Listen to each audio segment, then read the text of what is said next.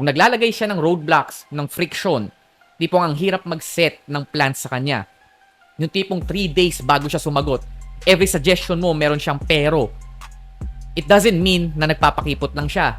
It means her attraction is low. She's not testing you. She's giving you sign na hindi ka priority at hindi ka niya gusto. Why would you want to pursue someone who doesn't respect your leadership and effort?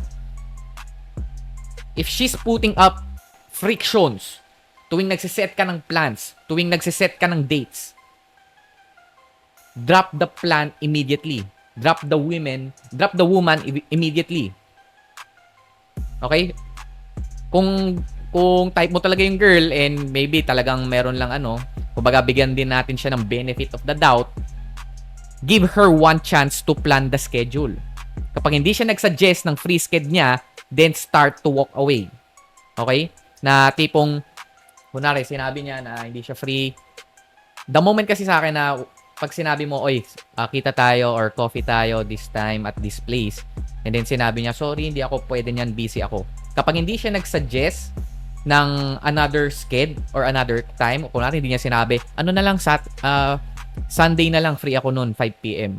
Pag hindi siya nagsuggest ng another time, then sign of low attraction yun.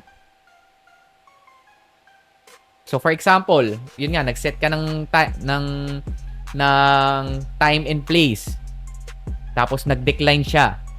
Sabihin mo sa kanya, sige, let me know kung kailan ka free. Ibigay mo sa kanya yung bola. Siya na ngayon yung pag-schedulein mo. Kapag hindi siya nagbigay ng schedule, sinabihan ka niya, sabihan na lang kita kapag free ako. Pag hindi siya nag-set ng specific, drop the ball, brother. Move on ka na. Move on to the next. Hanap ka ng iba. That's a sign of low attraction. Okay?